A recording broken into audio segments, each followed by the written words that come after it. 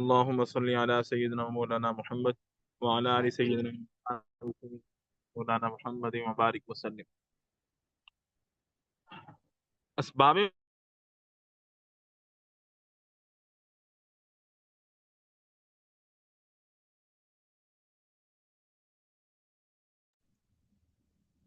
سر آواز نہیں آ رہی ہے، میرے خیال میں نیٹ کا کوئی ایشو.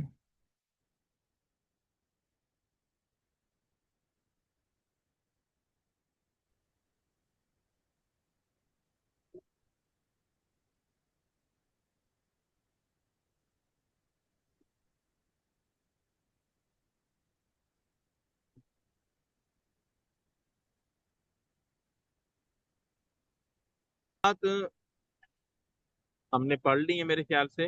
غیر منصرف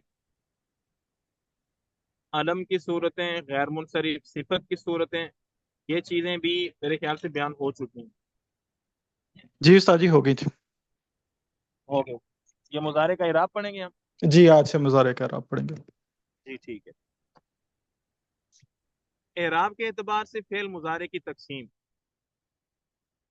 اعراب کے اعتبار سے فعل مضارع کی 4 قسمیں ہیں، اور ان کو یاد کرنے کا جو آسان طریقہ ہے وہ یوں ہم سمجھیں گے کہ فعل مضارع کے اعراب کے اعتبار سے خود فعل مضارع کی 4 قسمیں ہیں، اور فعل مضارع کے اعراب کی 3 قسمیں ہیں. یعنی جب اعراب کی تقسیم کریں گے تو فعل مضارع کو ہم 4 قسموں میں تقسیم کر دیں گے. فعل مضارع یہ، فعل مضارع یہ، فعل مضارع یہ، فعل مضارع یہ. اور دوسرے نمبر پہ کہ اعراب کی تقسیم، اسم کا اعراب جس طرح ہم پڑھتے ہیں کہ اسم کا اعراب رفع، نصب اور جر، یہ اسم کا اعراب ہے. جبکہ فعل مضارع کا اعراب وہ رفع، نصب اور جزم ہے. چونکہ فعل ہے نا، تو فعل کے اعراب میں جر تو نہیں آئے گا، اس لیے فعل کے اعراب میں رفع، نصب اور جزم، یہ 3 اعراب اس کے ہوں گے.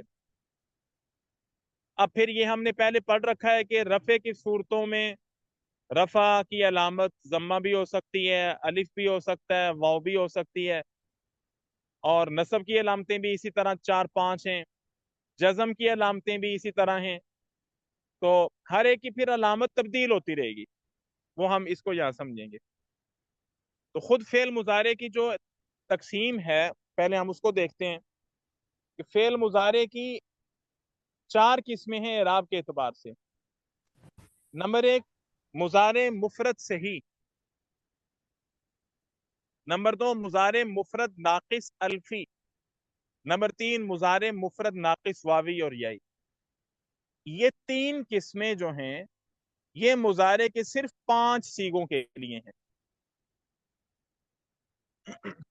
یہ 3 قسمیں، پہلے والی فعل مضارع کے وہ مفرد کے صیغے جو بغیر نون رابی کے ہوتے ہیں، اور وہ صرف 5 صیغے ہیں جن میں حروف عطین آتے ہیں. یعنی یضربو، تضربو، تضربو، اضربو، نضربو، یہ صرف مفرد کے وہ صیغے. پہلی 3 قسمیں صرف ان 5 کی ہیں. آخری قسم وہ اس مضارع کے اعراب کی ہے کہ جس میں نون اعرابی آتا ہے، چاہے وہ پھر تثنیہ کا صیغہ ہو، جمع کا صیغہ ہو. جس میں نون اعرابی آ رہا ہے وہ آخری قسم میں داخل ہوگا، اور پہلے والی 3 قسمیں یہ مضارع کے ان صیغوں میں آئیں گی کہ جن صیغوں میں نون اعرابی نہیں ہے، اور وہ 5 صیغیں جن میں حروف عطین کی علامت ہم پڑھتے ہیں اور مفرد وہ پڑھے جاتے ہیں صیغے، یعنی ان میں الف، واو وغیرہ نہیں ہوتا، نون نہیں ہوتا ان میں. تو پہلی 3 قسمیں یہ ہم دیکھ رہے ہیں پہلے. نمبر 1 مضارع مفرد صحیح. صحیح سے ہماری پہچان، ہمیں کہ صحیح سے کیا مراد ہے. مفرد تو ہمیں سمجھ آ گیا ہے، صحیح کیا چیز ہے. کہہ رہے ہیں اس سے مراد فعل مضارع کے وہ 5 صیغے جو نون اعرابی سے خالی ہوتے ہیں اور ان کے لام کلمہ کے مقابلے میں حرف علت نہیں ہوتا. ان کے لام کلمہ کے مقابلے میں حرف علت نہیں ہوتا. یہ آپ کو معلوم ہے کہ نحوی وہ کلمے کے آخر کا اعتبار کرتے ہیں، جیسے ینصرو، ینصرو، تنصرو، انصرو، ننصرو، مجہول پڑھ لیں، معروف پڑھ لیں جیسے۔ اس قسم کا اعراب کیا ہے؟ یہ اس کا حکم یا اعراب جس کو ہم کہہ رہے ہیں کہ 3 قسموں میں اس اعراب کو ہم تقسیم کریں گے، یہ اس اعراب ہے۔ کہہ رہے ہیں اس قسم کا اعراب حالت رفع میں ضمہ لفظی کے ساتھ، حالت نصب میں فتح لفظی کے ساتھ، حالت جزم میں سکون کے ساتھ ہوتا ہے۔ یعنی یہ صحیح کا اعراب بھی صحیح ہی ہے، اس میں کوئی مشکل نہیں ہے۔ رفع، نصب اور جزم، اور رفع، نصب اور جزم کی جو علامتیں معروف ہیں، یعنی ضمہ، فتح اور جزم، انہی علامتوں کے ساتھ اس کا رفع، نصب اور جر آئے گا۔ رفع، نصب اور جزم یہ فتح، ضمہ اور سکون کے ساتھ۔ جیسے مثال کے طور پر ینصرو، یہ مضارع کا اعراب ہے رفع کا، تو اس میں ہم پڑھ رہے ہیں رفع کی علامت ضمہ کے ساتھ ینصرو۔ دوسرے نمبر پہ اگر اس پہ حرف نصب آ جاتا ہے، مثلا لن ینصرا، تو حرف نصب این ینصرا، لن ینصرا وغیرہ کی حالت میں اس کا نصب فتح کے ساتھ آئے گا، اور یہ فتح ہم آخر میں پڑھتے ہیں، ہمیں یہ سیغے بھی معلوم ہے۔ تیسرے نمبر پہ حرف جزم جب آ جائے گا اس پہ، تو جزم کی حالت اس کی سکون کے ساتھ ہوگی، جیسے لم ینصر، اب اس کا جزم بھی واضح ہے کہ سکون کے ساتھ ہے۔ تو پہلی قسم بالکل آسان ہے سمجھنے کے اعتبار سے، کہ پہلی قسم ایک تو مضارع مفرد صحیح، اور اس کا اعراب بھی رفع، نصب اور جزم، وہ کس صورت میں؟ حالت رفع میں ضمہ کے ساتھ، حالت نصب میں فتح کے ساتھ، حالت جزم میں سکون کے ساتھ۔ دوسری قسم ہے مفرد مضارع ایک ناقص الفی۔ سر یہاں ایک تک منٹ، بات ایک چیز پوچھنی تھی، سوری۔ جی اصل میں یہ چل رہا ہے تو یہ ابھی یہ جو جی جی یہاں جی پہ یہ بات ہے نا کہ ان کے لام کلمہ کے مقابلے میں حرف علت نہیں ہوتا، اس کی اگر کوئی مثال سے سمجھا دیں، یہ بات سمجھ نہیں آئی۔ ٹھیک ہے۔ نہیں دیکھیں، جو ہم نے آپ نے پڑھی ہے نا ہفت اقسام، اس میں ایک تو حرف علت فا کلمہ میں، عین کلمے، لام کلمے میں آتا ہے۔ جیسے مثال کے طور پر الرم جی یو ہے، الرم یو کا معنی ہوتا ہے پھینکنا، اس کی آپ نے مثال پڑھی جی یرمی، رما یرمی، دعا یدعو، ٹھیک ہے، یہ جو واو اور یا آخر میں آ رہے ہیں، یہ ٹھیک لام کلمہ کے مقابلے میں آ رہے ہیں نا۔ ٹھیک ہے، ٹھیک ہے، ٹھیک ہے۔ اسی طرح اگر حمزہ جزاک کو اللہ۔ لے لیں آپ، حمزہ بھی قرأ یقرأ، یہ حمزہ آ رہا ہے، ٹھیک ہے۔ ہوں، تو نحوی صحیح اس کو کہتے ہیں جس کے لام کلمہ کے مقابلہ میں حرف علت نہیں ہوتا، ٹھیک ہے جی۔ ٹھیک ہے، ٹھیک ہے، جزاک اللہ۔ اب ان کے ہاں اس میں یعنی حمزہ وغیرہ کا بھی دخل نہیں ہوتا، صرف حرف علت کی بات کرتے ہیں وہ۔ جیسے مثال کے طور پر ہم اگر اسی میں حمزہ کو لے لیں، تو وہاں اس کا بھی اعراب یہی آئے گا، یعنی لم یقرأ، لن یقرأ، اس میں کوئی تبدیلی نہیں ہوگی۔ ان کا اعتبار ناویوں کا صرف حرف علت کا، اور وہ بھی لام کلمہ میں، اس کو وہ صحیح کہتے ہیں، اس صرف کو، ٹھیک ہے۔ جبکہ صرف میں ہم کیا کہتے ہیں؟ صرف میں ہم کہتے ہیں کہ یہ محموز ہے، اور یہ مثال کے طور پر مضاعف ہے، ٹھیک ہے۔ اور پھر اس میں حرف علت کا جی اعتبار بھی ٹھیک، صرف لام کلمے میں نہیں کرتے، فا کلمہ میں بھی کرتے ہیں، عین کلمہ میں بھی کرتے ہیں، ٹھیک ہے جی۔ تو ان کے فا کلمے میں، عین جی کلمے میں ٹھیک ہے، کچھ بھی ہو جائے کوئی مسئلہ نہیں، ان کا صرف لام کلمہ، اور وہ بھی حرف علت کے ساتھ، ٹھیک ہے جی۔ اچھا جی، اور کوئی ساتھی بات جی سمجھ آ گئی؟ ٹھیک ہے۔ اچھا جی، اگلی بات، مضارع مفرد ناقص الفی۔ اس سے مراد فعل مضارع کے وہ 5 صیغے جو نون رابع سے خالی ہوتے ہیں، وہی 5 جن کی ہم ابھی بات کر رہے تھے، اور ان کے لام کلمہ کے مقابلہ میں الف ہوتا ہے۔ یہ الف ہم نے پڑھا ہے، الف مقصورہ، ٹھیک ہے، کلمے کے آخر میں آتا ہے، اور یا کلمہ عموماً لکھا جاتا ہے۔ تو یخشا، تخشا، اخشا، نقشا، یہ الف ہے، آخر میں آ رہا ہے، ٹھیک ہے جی۔ تو لام کلمہ کے مقابلہ میں الف آ رہا ہے مفرد، لیکن ناقص الفی ہے۔ ناقص اس لیے کہہ رہے ہیں کہ چونکہ نحوی بات ہی لام کلمہ کی کرتے ہیں، تو ظاہر ہے کہ وہ حرف علت جب آئے گا تو وہ ناقص ہی ہوگا، ہم تو اس کو ناقص ہی کہتے ہیں، صرف میں بھی آپ کو معلوم ہے۔ اور الفی ہم کیوں کہہ رہے ہیں کہ اس کے لام کلمہ کے مقابلہ میں حرف علت جو یا آ رہا ہے وہ یا الف کی شکل میں بن رہا ہے. تو لام کلمہ کے مقابلہ میں الف آ رہا ہے اس میں. اس قسم کا اعراب حالت رفع میں ضمہ تقدیری کے ساتھ، حالت نصب میں فتح تقدیری کے ساتھ، حالت جزم میں حرف علت کے حذف کے ساتھ، یعنی ان تین قسموں کا اعراب بالکل جو اصل طریقہ ہے اس طریقے سے بالکل ہٹ کر ہے. یعنی رفع کی حالت میں بھی ضمہ لفظی نہیں ہے بلکہ تقدیری ہے. نصب کی حالت میں بھی فتح لفظی نہیں ہے بلکہ تقدیری ہے. اور جزم کی حالت میں لام کلمہ کو حذف کر دیں گے، اس میں جزم وغیرہ نہیں دیں گے، ختم ہی کر دیں گے اس کو. جیسے یخشا، یخشا الف کے ساتھ ہم پڑھ رہے ہیں، اب یہاں ضمہ نظر نہیں آ رہا ہمیں، ٹھیک ہے جی، یہ ضمہ تقدیری ہے. پھر جب اس کو نصب کی حالت میں پڑھیں گے تو نصب کی حالت اسی طرح ہی رہے گی، لن یخشا، اسی طرح ہی. لیکن جزم کی حالت میں حذف لام کے ساتھ، یعنی لام کلمہ کو حذف کر دیں گے، لم یخشا، یہ اس کی صورت ہے. اچھا، تیسری قسم مضارع مفرد ناقص واوی اور یائی، یعنی انہوں نے ناقص کو حرف علت الف اور حرف علت اور یا میں تقسیم کر دی ہے.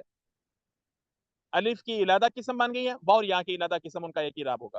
اس سے مراد فعل مضارع کے وہ 5 صیغے جو نون رابی سے خالی ہوتے ہیں، یعنی وہی 5 جن کی ہم ابھی بات کر رہے تھے، اور ان کے لام کلمہ کے مقابلہ میں واو یا یا ہوتی ہے، جیسے یدعو، تدعو، ادعو، ندعو، اسی طرح یرمی، ترمی، ارمی، نرمی. ان کا اعراب کیا ہے؟ اس قسم کا اعراب حالت رفع میں ضمہ تقدیری کے ساتھ، حالت نصب میں فتح لفظی کے ساتھ، حالت جزم میں حرف علت کے حذف کے ساتھ. یعنی صرف درمیان کی قسم کو تبدیل کر کے باقی سارا اعراب وہی ہے جو اس کا پہلی قسم کا اعراب ہے. اس کو اگر آپ اسم کی قسم سے سمجھیں نا، تو اسم میں ہم نے ایک مثال پڑھی تھی منقوص کی، جیسے قاضی. اس میں منقوص میں بھی ہم پڑھتے تھے کہ اس کا اعراب حالت رفع میں ضمہ تقدیری کے ساتھ، حالت نصب میں فتح لفظی کے ساتھ ہے. تو یہ اس کے ساتھ ملتا جلتا ہے. جیسے رفع کی حالت میں ہم اس کو پڑھیں گے یدعو، یعنی ضمہ تقدیری ہے، واو پہ کوئی اعراب نہیں ہے، خاموش. اور نصب کی حالت میں ہم اس کو فتح لفظی کے ساتھ پڑھیں گے لن یدعو، لن یرمیا. اور جب ہم جزم کی حالت میں جائیں گے تو وہاں بھی حذف لام، یعنی واو اور یا کو حذف کر دیں گے، جیسے لم یرمی، لم ترمی. اسی طرح لم یدعو یا لم ادعو، لم ندعو، واو کو ختم کر کے. یہاں تک بات سمجھ آ گئی؟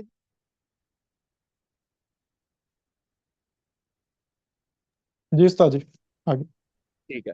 اچھا، اس کو نا آپ وہ مضارع کا اعراب میں نے بھیجا تھا ثاقب بھائی، شاید آپ کو پتا ہو تو عوامل کا صفحہ اور مضارع کے اعراب کا صفحہ گروپ میں نے شیئر کیا ہے نا. تو ایک مضارع کا اعراب کا جو صفحہ ہے، آپ اس کو وہاں سے یاد کریں گے تو مزید تھوڑی سی آسانی ہو جائے گی. وہ پہلے کا بھیجا ہوا ہے میں نے 2 ہفتے پہلے. اچھا، چوتھی قسم مضارع متصل بنون اعرابی، یعنی وہ مضارع جو نون اعرابی کے ساتھ ملا ہوا ہے، یا وہ مضارع جس کے ساتھ نون اعرابی ملا ہوا ہے، کیوں کہہ لیں.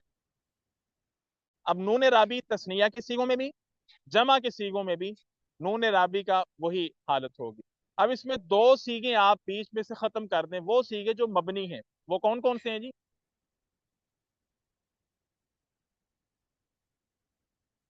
جمع مؤنث کے.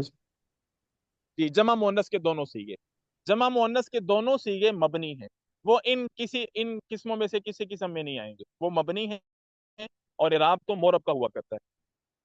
اچھا، تو چوتھی قسم ہے مضارع متصل بنون اعرابی. اس سے مراد فعل مضارع کے وہ 7 صیغے ہیں جن میں نون اعرابی ہوتا ہے، جیسے ینصرانی، انصرانی، ننصرانی.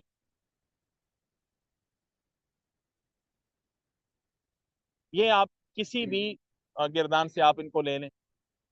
چاہے وہ پہلی تین قسمیں جو گزری ہیں ان میں سے ہوں یا صحیح کے کوئی بھی سیغے ہوں. اچھا، اس قسم کا اعراب حالت رفع میں نون کے ساتھ، حالت نصبی اور حالت جزمی میں نون کے حذف کے ساتھ ہوتا ہے. جیسے حالت رفع کی مثال ینصرانی یا ینصرونا، یرمیانی، یرمونا، ترمیانی یا یدعوانی، یدعونا. ان پہلی قسموں میں سے کسی بھی قسم کو ہم اسی طرح پڑھیں نون کے ساتھ. اور حالت جزمی میں، حالت جزم میں اور حالت نصب میں نون رابی کو حذف کر کے ہم پڑھیں گے. جیسے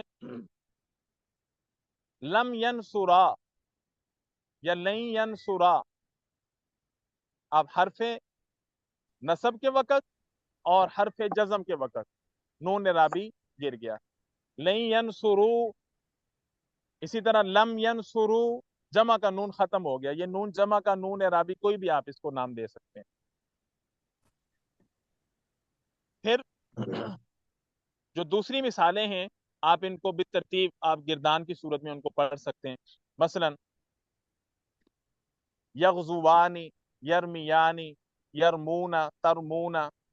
اسی طرح نون رابی کو ختم کر کے نصب کی حالت میں لن یغزوا، لن یرمیا، لن یغزو یا لن یدعو، لن یرمو. پھر جزم کی مثال جیسے لم یدعوا،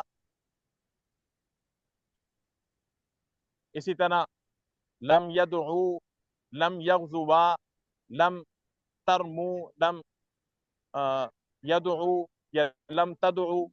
مثال اس میں سے لے سکتے ہیں.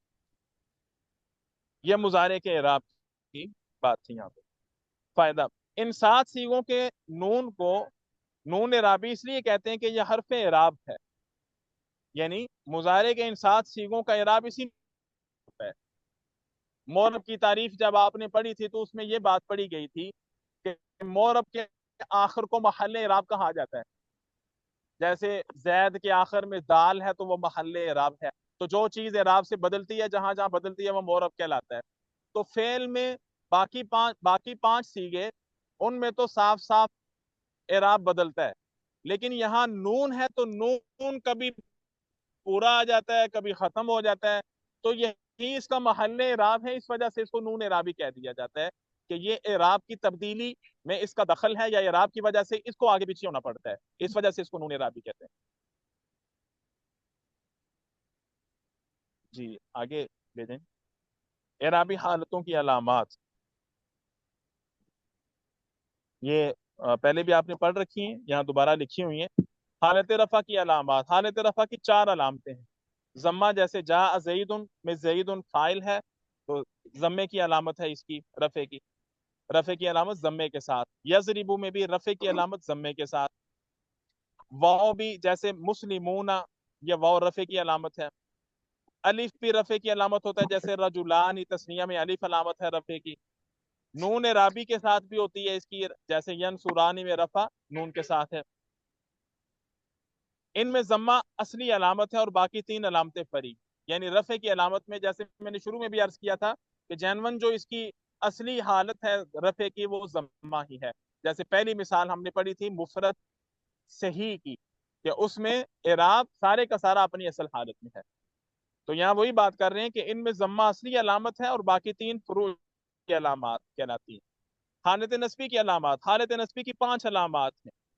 فتح، جیسے لن ینصرا، رأیت زیدن، یہ نصب ہے دونوں جگہ پہ فتح کے ساتھ. الف، جیسے رأیت اباکا، یہ الف بھی نصب کی علامت ہے. یا جیسے رأیت رجلین، یا ماقبل مفتوح تثنیہ کا اعراب ہم کہتے ہیں.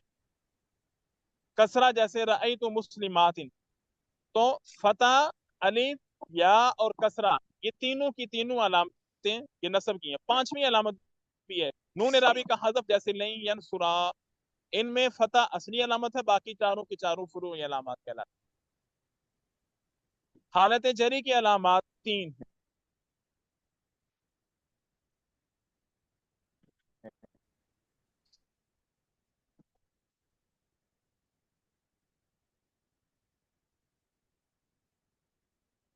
सबसे कम।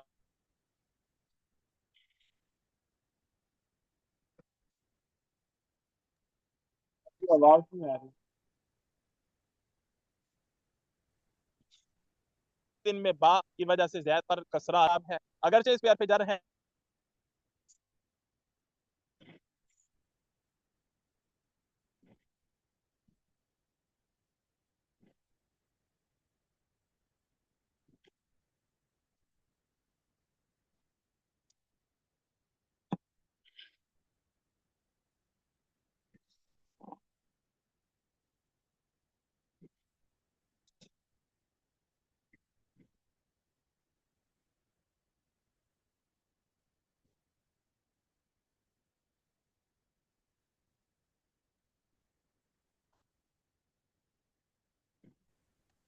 हाँ जी, अब आ रही है जी, अब जी।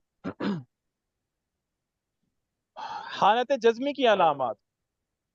सर जरी की हालत दोहरा जज्मी दें की जरा। 3 अलामात हैं। नंबर 1 सुकून जैसे लम यनसुर। नंबर 2 हरफ इल्लत का हज़फ जैसे लम यदउ। नंबर 3 नून राबी का हज़फ। जी किसको जी? हालत जर्री को भी एक दफा दोहरा दें, वो आवाज आपकी नहीं आई थी उसमें। किस बात को जरी, दोहराऊं जी? हालत जरी।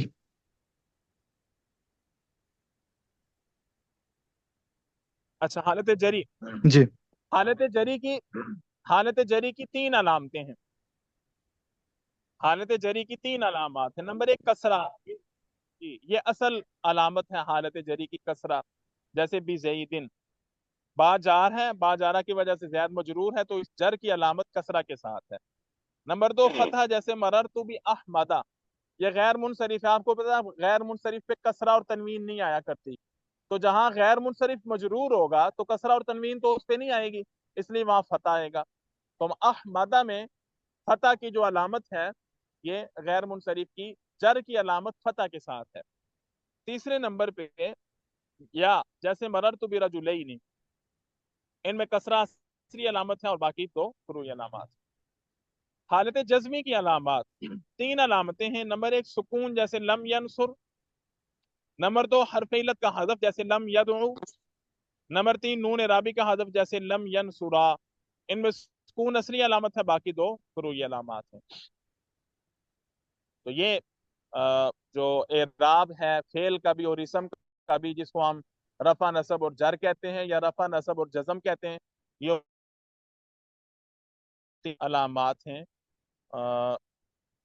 नसब की, जर की और जज़म की और कसरे रफे की। यहाँ तक कोई बात पूछने की हो?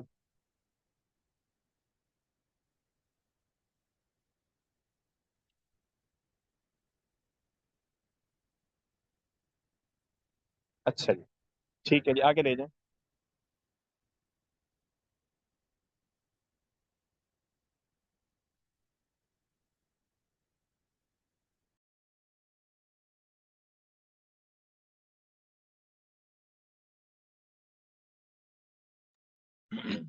मबनी का बयान। मबनी हमने पहले मोरब पढ़ा है। मोरब से मुराद के कि वो अस्मा सारे के सारे जिन पे इराब आता है, उनकी तकसीम और उनकी तफसील हमने पढ़ी है। तो आगे मबनी है। मबनी वो लफ्ज जिसका आखिर आमिल के बदलने से नहीं बदलता। यानी हमने जो अभी रफा नसब और जर की अलामतें पढ़ी हैं, उन अलामतों में से कोई अलामत वहां पे असर अंदाज नहीं होती। आमिल को कोई वहां पे अमल दखल नहीं होता, आमिल अपना अमल करता रहता है और मबनी अपनी हालत पे बरकरार रहता है। उस पर ना रफा की अलामत जम्मा बनती है, ना रफा की अलामत वहां पे अलिफ बनता है, कुछ भी तब्दीली नहीं होती, बल्कि मबनी या बाशत के मानत बरकरार, मबनी हमेशा एक ही हालत में उसी हालत पे बरकरार रहता है। अब दूसरी बात, फिर मबनी का इराब होता क्या है, हम इसको क्या कहेंगे? ये बात यहाँ मनकूल नहीं है, लेकिन मैं अर्ज कर रहा हूँ मबनी का इराब महल्ली होता है। आप ये बात ध्यान में रख लें। यानी महल्लन वो मबनी मंसूब है या मरफू है या मजरूर है या मजजूम है। हम यूं कहेंगे कि मबनी का इराब भाई महल्ली होता है। हम कहेंगे महल्लन मंसूब है, महल्लन मजरूर है, महल्लन मजजूम है। یا محلن مرفوع ہے. محلن کا مطلب کہ اس کے محل پر، اس کی جگہ پر اعراب تو موجود ہے لیکن نظر نہیں آ رہا، تبدیل نہیں ہوتا وہ ایک ہی حالت.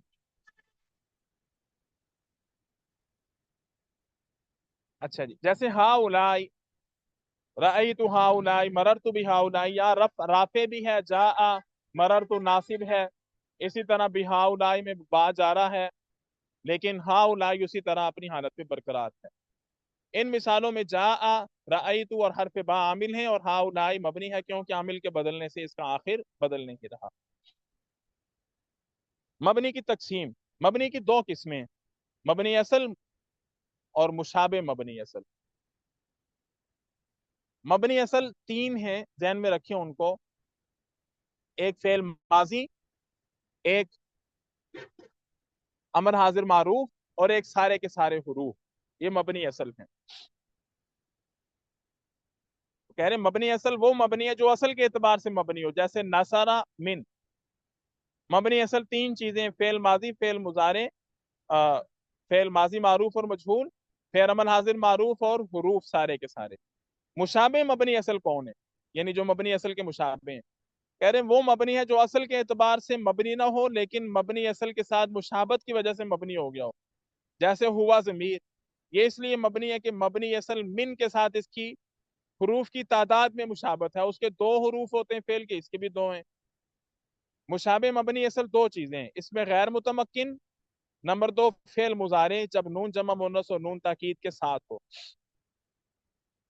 فعل مضارع دیکھیں، ہم نے ابھی پڑھا تھا کہ فعل مضارع کے صرف دو صیغے مبنی ہوتے ہیں جمع کے، لیکن استاد فعل جی، مضارع کے اور جی جو ضمائر ہیں، ضمائر میں بھی تو کبھی بھی اعراب نہیں بدلتا، تو اس کو ہم مبنی جی اصل کیوں نہیں کہتے؟ مبنی مشابہ اصل کیوں، مشابہ مبنی اصل کیوں کہتے ہیں؟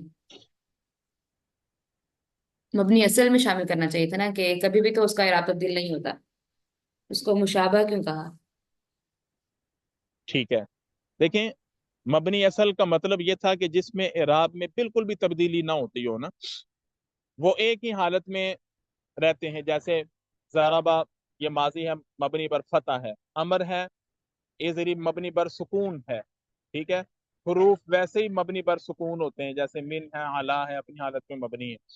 لیکن ضمائر جو ہے نا، ضمائر یہ بدلتی رہتی ہیں. ٹھیک ہے. جیسے ہننا، ہوا، ہم اس کو مختلف طرح پڑھتے رہتے ہیں. ٹھیک ہے. ہوا پڑھ لیا، ہی پڑھ لیا، ہیا کو وقف کی حالت میں. یعنی ان کا اعراب اس طرح نہیں ہے جس طرح ہا اولائی اس کا حروف کا ہا جو ابھی گزرے ہیں ماضی امر ان کا ہے. ان کا اعراب وقف میں وصل میں تبدیل ہوتا رہتا ہے، اگرچہ ان کا بھی ہوتا ہے لیکن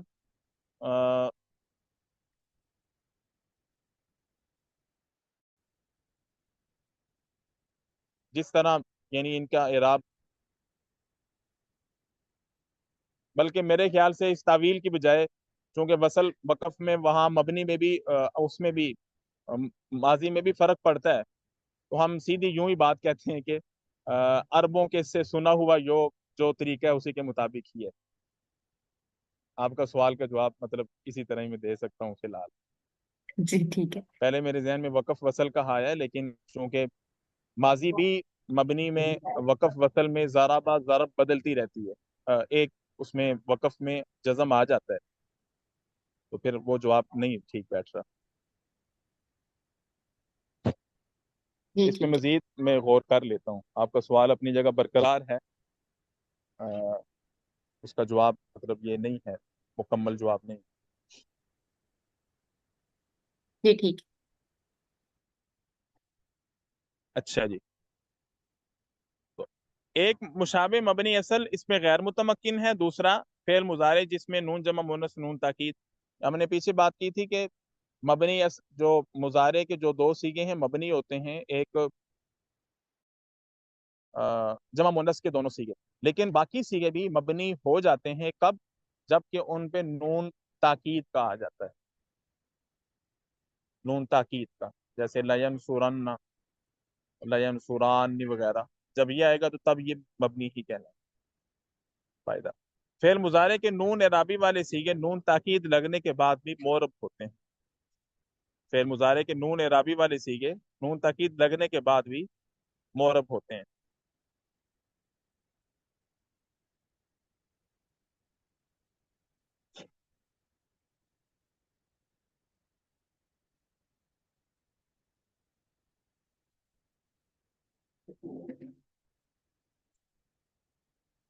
सर इस बात का तारुज है, मुझे समझ नहीं आ रहा कि फायदे में ये बात इन्होंने किस वजह से लिखी है। नंबर दो, मुजारे जब नून जमा मुअन्नस या नून ताकीद के साथ हो तो वो मबनी है, और फायदे में कह रहे हैं कि फेल मुजारे के नून एराबी वाले सीगे नून ताकीद लगने के बाद भी मोरब होते हैं। तो इसकी बात में थोड़ा सा तारुज है। बहरहाल चलें, इस मुकम्मल बात को, मबनी की इस बात को हम इंशाल्लाह देखते हैं।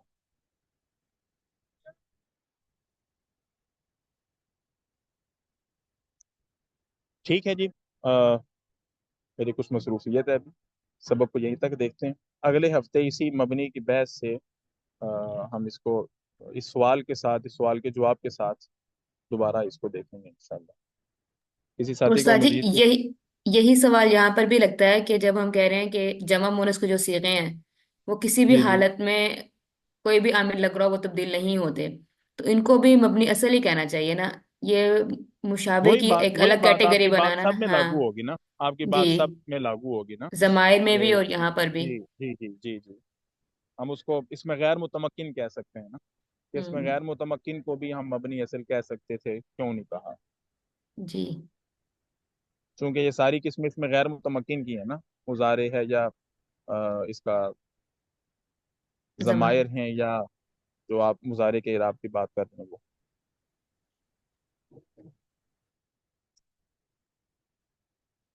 ठीक है, और किसी साथी का कोई सवाल है तो बता दें।